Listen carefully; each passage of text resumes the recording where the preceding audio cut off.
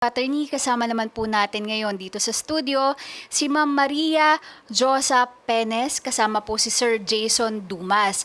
At nais po niyang humingi ng tulong na mapauwi na ang kanyang kapatid na OFW sa Dammam, Saudi Arabia dahil sinasaktan ito ng anak ng kaniyang amo. Hindi na rin nila makontak ang OFW na si Ma'am Maria Cristina Penes. Okay. Tanungin muna natin si Josa. Opo. Josa, ang kanya bang local recruitment agency ay nakausap na ninyo at nai-report na ito? Bali po, nakakausap na po nila, pero hindi po... Sinong nila? Nito pong asawa niya, okay. asawa po niya, kalibing partner po niya, tapos, tsaka po nung kapatid ko pong nasa Laguna at nanay ko po. Okay. Bali sila lang po yung nagpo-forward sa akin kung ano po yung sinasabi ng agent niya. Okay. Ano ang sinabi ng anong agency dito sa Pilipinas na Yun lang nakausap? po, yung sabi, action na, hindi naman po yun na ano eh.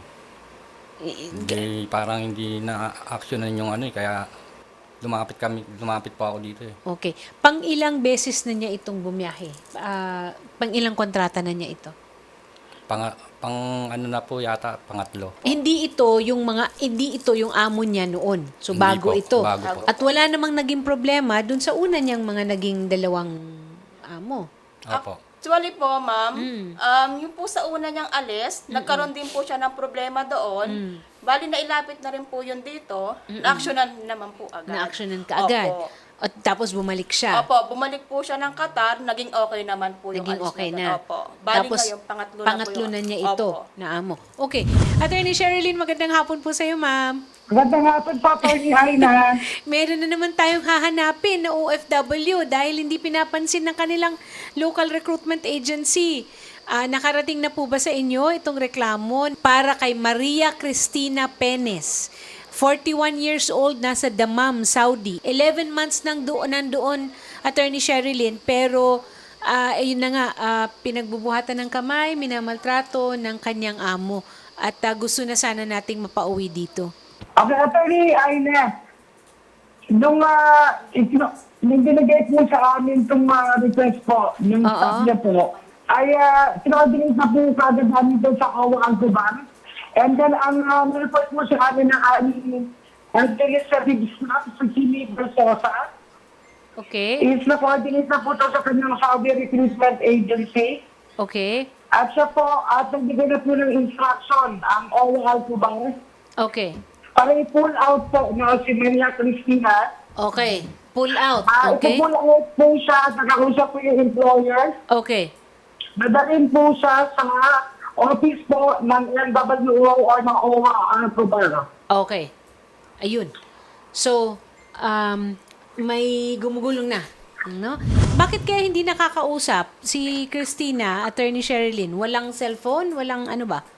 Actually, nung tinawagan din po namin yung Philippine Recruitment Agency niya, at ang report naman po sa amin, is that nakausap na rin po yung kanyang foreign recruitment agency at nakausap yung employer na rin. Kaya nyo po, they cannot give us specific time po kung kailan po nila madadala po sa NWO. Okay. Okay. Kaya po nag-interview na po yung OWA Oo. at ang gusto po namin ibutas mismo po madala na sa NWO. Okay, sa MWO. Pero si Philippine Recruitment Agency po mismo, Oo. ay hindi po makontak po si Maria Cristina. Wala pong ano, So, Okay. bakit po ginawa po yung cellphone niya or walang wifi? wala po Wala siyang siyang wifi. cellphone, Tinanggalan wala po siyang siya lahat wifi. ng ano po. Okay. Pero ang maganda nito is that meron na tayong contact doon sa ating doon sa local, okay, yung local recruitment agency, na contact na rin yung foreign recruitment agency kasi for pull out na nga. Okay? At kailangan inihintay na lang natin yung information kung kailan siya madadala mismo doon sa ating MWO na tinatawag. Yes po, Atty. Okay? Mag-antay lang tayo kasi anong oras ba ngayon doon? Umaga pa eh. No? Umaga pa doon ngayon sa kanila. Usual, no? opo, pag ganitong time, umaga pa po sa So, maaga pa Dammam. masyado. Opo. Okay? Pero meron na tayong update. Merong wanted sa radyo na staff, ating reporter, na makikipag-coordinate sa inyo para direkta ninyong malalaman kung ano yung update. Tama ba, Attorney Sherilyn? Can I assure them na nasa mabuting kalagayan yung kapatid nila? Okay, ma'am. Kaya yun ang gusto rin namin na malaman at ang instruction din po ay ipa-check up din po siya ipapacheck up po siya. Papa-medical siya. Okay. So, pero bukas po ay bukas po yung deadline po, no? Okay. Para dalhin po siya ng kanyang employer Doon. at ng agency niya doon po sa OWA Alcobar. Okay. So, meron ng contact. Kumbaga, hinihintay lang. Hindi kasi pwedeng tayo ang kumuha. May proseso talaga eh. Okay? Nasa ibang bansa tayo, kailangan natin galangin ang proseso nila. At nabigyan na ng taning. Okay? Ng kung kailan dapat mangyari ang dapat mangyari at yun ay bukas. Okay? And hopefully, ayun, mabibigyan kayo ng update. Ang maganda nito is naka-establish tayo ng contact doon sa mga tao na dapat mag-pull out sa kanila. Opo. Okay? O yan. So, maraming salamat ulit, Attorney Sherilyn Malonzo, ang ating director ng OWA. 24/7 operation, 365 days a year, plus 1 kung leap year. Ayan. Correct Okay? po, Attorney. Oo. Yan. Napakabilis po lagi ng aksyon ni Attorney Sherilyn Malonzo. And hindi natin malaman, baka sa ngayong week or next week, Mapauwi mapauwi na na dito. agad itong Okay? si Ma'am Maria Cristina Penes. Okay. Tsaka huwag na siya umalis. Dito na muna siya. Wala naman ang pinapag-aral. Tapos na, no? Opo, ma'am. Para Anong trabaho mo, Jason? Sa ano po, ma'am? Contraction po. Oh. Sa carpenter po.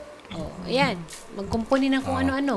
Kung mag-decide po talaga si Ma'am Cristina na mag-stay na dito sa Pinas, may tinatawag po na Kabuhayan. yes po, balik pang kabuhayan. Assistance. Apo, ang assistance ang ating OWA. Tsaka parang yung buong pamilya ninyo, no? Ayun Ikaw nga rin, po. nag-OFW ka rin. Opo, dati pa ako Ngayon, for good ka na umuwi. Hindi naman po for good, pero Bakasyon lang. Opo.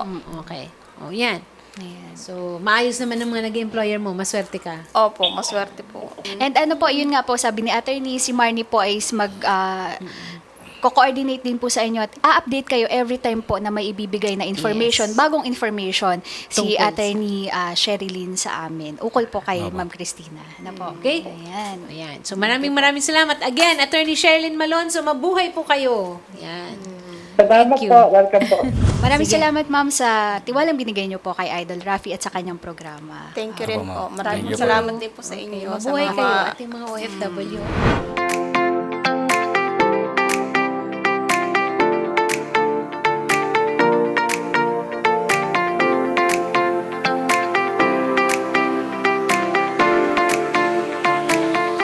Uuwi po itong si Ma'am Maria Cristina, ang kapatid po ninyo. Ano pong nararamdaman po ninyo, ma'am? Siyempre po, happy po. Dahil nakauwi na po siya ngayon ng ligtas po. Ikaw, sir, ano pong nararamdaman po ngayon ninyo? Na inintay nyo na lang po yung misis po ninyo? Masaya. Uwi na siya, okay na. Papasalamat po kami kay Rapidol po. Papasalamat po kami kay Idol Rapi po. Hanggang sa pag-uwi po nga niya, ay sinubaybayan niyo po siya at hindi po ninyo pinabayaan. Oh, Princess, excited ka na ba na makita mo si mama mo? Opo, syempre po. Kasi matagal na din po kami hindi nakakita. Kaya sobrang saya po na nakauwi na siya.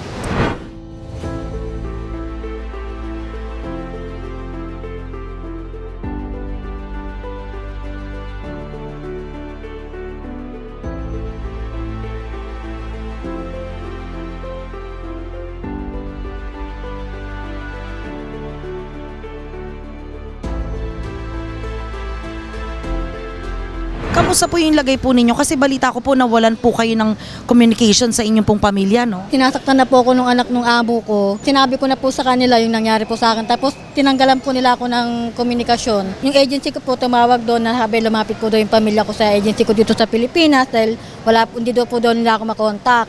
Tapos ang ginawa po ng amo ko, pinakunik lang po ako ng 5 minutes sa isang room at wala po daw akong ibang sasabihin kundi okay lang ako. Pero nasa isang room po ako tapos nandun silang lahat. Tapos tinanggalan na lang po nila ako ng wifi. Talagang desperate na desperate po talaga ako noon. Tapos pero tinutuloy ko lang po yung pagtatrabaho ko. Oo lang po ako ng oo sa kanila, yung lahat ng sinasabi nila sa akin. Para po hindi nila ako yung gawin ng masama. Kaya oo lang po ako ng oo kahit na masakit sa akin na hindi ko nakakausap yung pamilya ko. Talagang umiiyak-iyak na po talaga ako sa kwarto ko. Tapos wala na, tapos nag-iisip na po ako kung ano gagawin ko, kung tatakas na lang po ako. Inisip ko na lang po na baka lalo po ako mapahamak pag lumabas po ako ng bahay ng amo ko. Nagtiis na lang po ako, dasal na lang po ako na sabi ko na kahit papaano po talagang alam ko na hindi ako pababayaan ni Diyos. Hindi pa lang po dyan natatapos, no, yung pagproseso po ng programa po namin at ni Idol Rafi, yung pag-uwi nyo po sa Pilipinas. Ihatid po rin po namin kayo sa inyo pong tahanan para makapag-usap o makapag-bonding na po kayo. Nagpapasalamat ako sa iyo kasi kahit na nagkaroon tayo ng tampuhan, na alam ko naman ako yung may pagkakamali, salamat ako. Maraming salamat dahil kahit may baby ka, andyan yung effort mo para sa akin. Hindi pa rin nawawala yung natin dalawa. Kaya salamat. Ikaw naman, Ma'am Josa, ano masasabi mo kay ate mo? Wala lang po. Basta masaya lang po ako. Ako naman po kasi kahit may sama po ng loob sa kanila, sa mga kapatid ko, hindi naman po kasi tatanim ng sama ng loob sa kanila. Hanggat kaya ko pong tumulong, kung makakaya ko po, natulong po ako sa kanila talaga. Kahit po sa magulang ko. Mahal na mahal ko po yung mga ate kong yan.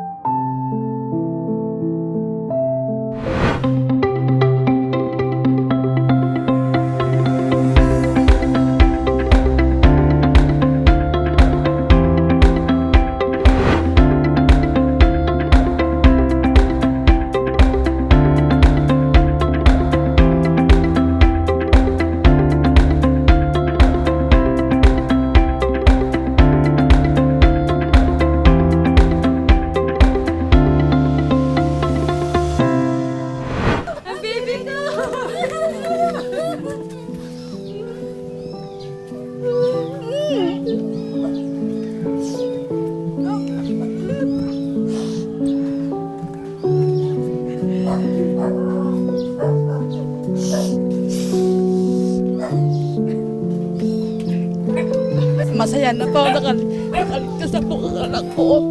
Kala ko hindi makakauwi ng ang buhay sa akin ang mga anak ko. Wala pa po isang taon. Hindi po ako mapakali. Natabagan ko po ang kamay ng anak ko. Tsaka po yung kinakasama po nito. Ngayon po, nalaman ko, masaya na po ako. Salamat. Papasalamat po ako sa iyo. Pinangako po ni Senator Raffy na iuuwi po natin ang anak po ninyo na ligtas po. Ano po, kontento na po ang isip ko. Masaya na po ako. Nakapiling ko po ang mga anak ko. Rapidul po, salamat po. Nailigtas niyo po ang mga anak ko. Salamat po. Sa Rapid Tool po, nagpapasalamat po ako sa inyo sa mga binigay niyo pong tulong sa akin. Ngayon po, nandito na po ako sa Pilipinas, kasama ko na po yung pamilya ko dahil po sa tulong nyo. Kaya po, talagang sobra-sobra po ako nagpapasalamat sa inyo. Sa Rapid Tool po, sana po madami pa pong kayong matulungan na katulad ko po ng OFW. Rapid Tool po! Salamat po! Rapid Tulpo, isang taong hindi ka iiwanan. Basta nasa tama ka, ilalabang ka ng patayon. Kahit na sariling reputasyon niya ang itaya, ipagtatanggol ka niya kahit siya ang mapahiya. Ang sarap kapag panatagsan man ng iyong tungtungan, dahil merong Rapid Tulpo ka na masusumbungan. Pag sa hirap ang lahat ay gusto mo ng tuldukan, gagawa ng paraan pa siya ang iyong tinakbuhan. Di lang basta solusyon sa iyong pinagdadaanan. Maraming mahirap ang binigyan ng kabuhayan, mga tao na binuhay ang pag-asa na naglaho na, mga taong sumuko na sa buhay ibinangon niya. Idol, napakasarap mo magmahal. Sana araw-araw ay gabayan ka ng may kapal, dahil sa mga pagtulong mo na walang kapalit nakita.